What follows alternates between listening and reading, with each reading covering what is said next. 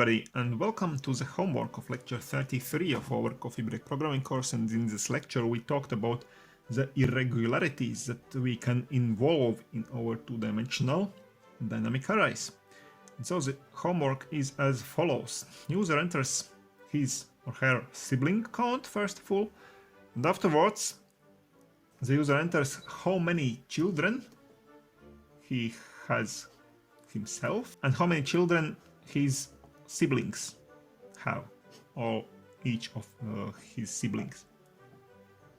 And afterwards we also want the user to enter ages of each of those children in full years, in integers. And during this process of entering, store this information in a two-dimensional structure, two-dimensional array again, where each row represents one parent.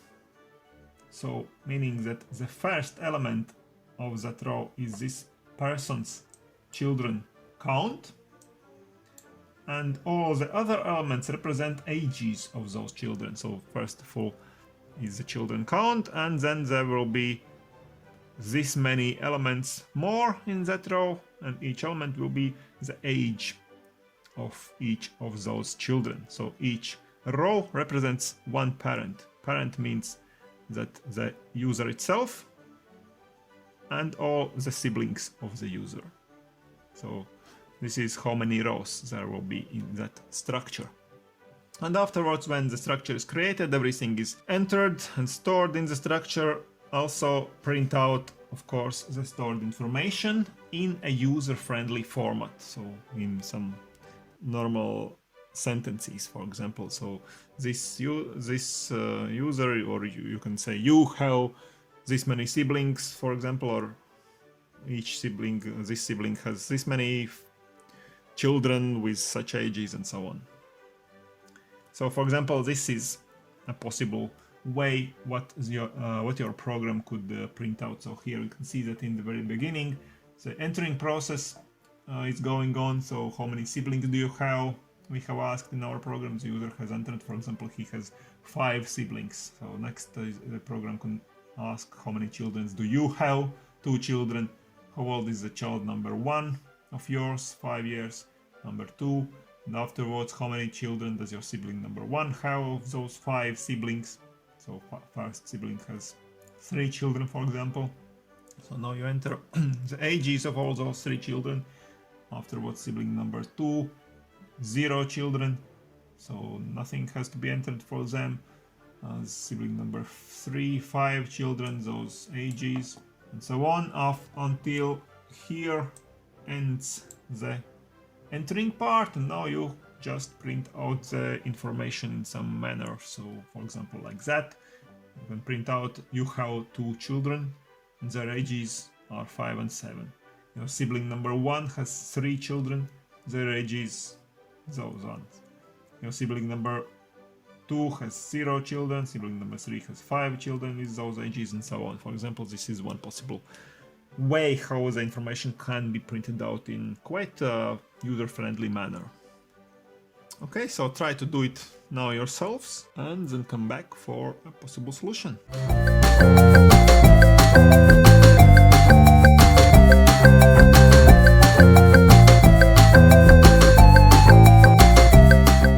Okay, so the homework solution, of course, again consists of those 4 parts.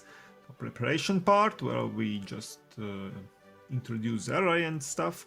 So then there will be an entering information, creating this date structure.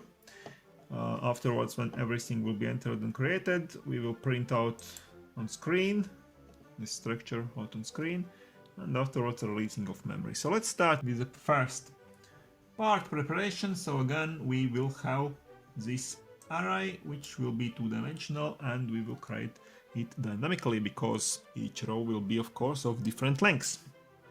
And so user enters the count of siblings, and we will introduce this new variable persons, siblings plus 1, because also user is the person himself. And we can now create an array of int pointers again, so pointers to an integer arrays. And this is the length of this array, how many persons there are, this is how many rows our array will have.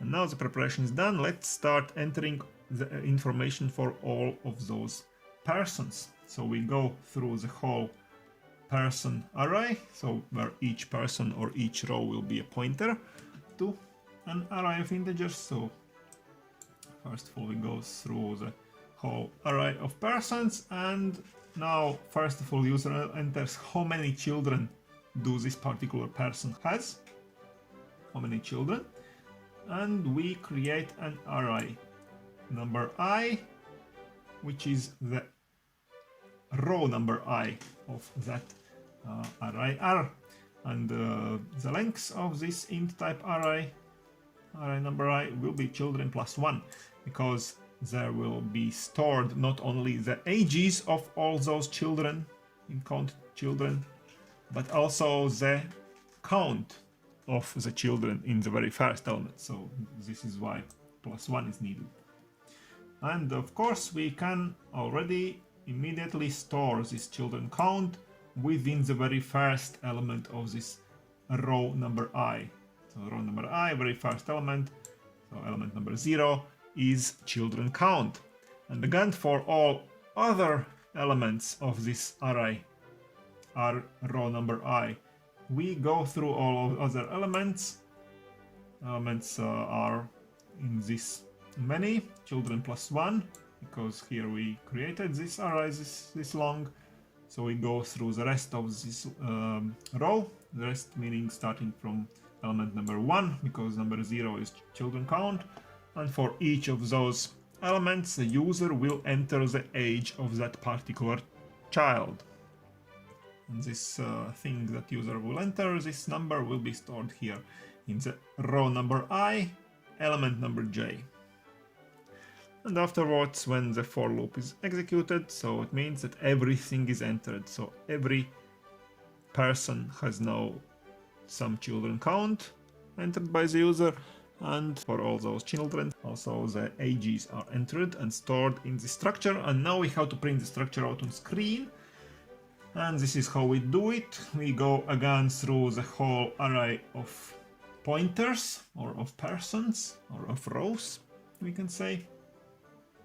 After each person, each row, we will again print out end line, but within each row we first of all print out the very first element of that row, meaning how many children do that person have, person number I, this is how many children this person number I has. And after column, for example, we print out the rest of this row. The rest of this row, again, we start with index 1 in this row because 0 is already looked here, and we go through the whole row. So Ri, element number 0, is the count of children, plus 1 is the length of the row, and we go through the whole row and we print out the element, the age of this children, number j of this person number I, and we print out space after every child. So this is how we print everything out, and of course releasing memory very simple at the very end, just like we have seen in other examples. We go through the whole persons first of all, or through the rows of our array R, and we delete memory allocated for each of those rows, and afterwards we delete or we release the memory allocated for the very first array pointer R. And this was our basic, so to say, functional code here, but now let's see how we can also improve this code by adding some user friendliness. So let's add some user friendliness to all those 4 parts. So let's start with the preparation part. On the preparation part, of course, we can just print out the question at the very beginning: how many siblings do you have, before entering the siblings. This is how we add some user friendliness to our program. So the second part was entering information and creating the structure, and again here we can ask some questions. For example, here we can ask how many children either do you have, if we are entering now the very first person's children count, meaning the user's children count, or does your sibling number I have, if the I is greater than 0. So we assume that first of all we will enter the user's children count, and then we will enter the children count of each of the siblings of the user. Okay, so here we again enter the children, we do the same thing as before we already saw, and afterwards here when we have to enter the ages of all the children, we again ask, first of all, how old is the child number J, because J is a child number. Again, we see whether or not we are entering this information for the very first person number 0, which is the same user, so we ask of yours, or we ask of your sibling number 0, if that is not the user itself, but one of his or her siblings. So this is how we add some user friendliness also here. And then finally, the printing the structure out on screen thing. Again, we have some texts here. For example, again at the very beginning, you can write either you have or your sibling number I has this many children, child or children, depending on the count of this element here. We can print it like that, and afterwards, if this element is greater than 0, meaning that if that person has at least one child, then we print out the ages of those childs. So we print out their ages, for example, column, and then we print out the age, and for example a comma every each element, for every each element except after the last element. For example, we don't need a comma after the last child's age, so we print this comma only if the J, this index or child number, is less than this thing here. And here we can see that this will be the last element if the J is equal to this element, but if it's less than this element, that it means that this is not yet the final element, so we need to print the comma after it. Okay, so this is it. For the final thing here, we don't use any user friendliness releasing memory because there is nothing to do, and that's it for today. I hope you have solved this problem by yourselves. I hope this was also a bit more interesting, maybe, homework, because also user friendliness had to be involved here and implemented. So stay tuned to my channel, come back in a few days for the next lecture, subscribe to my channel, and see you soon. Bye!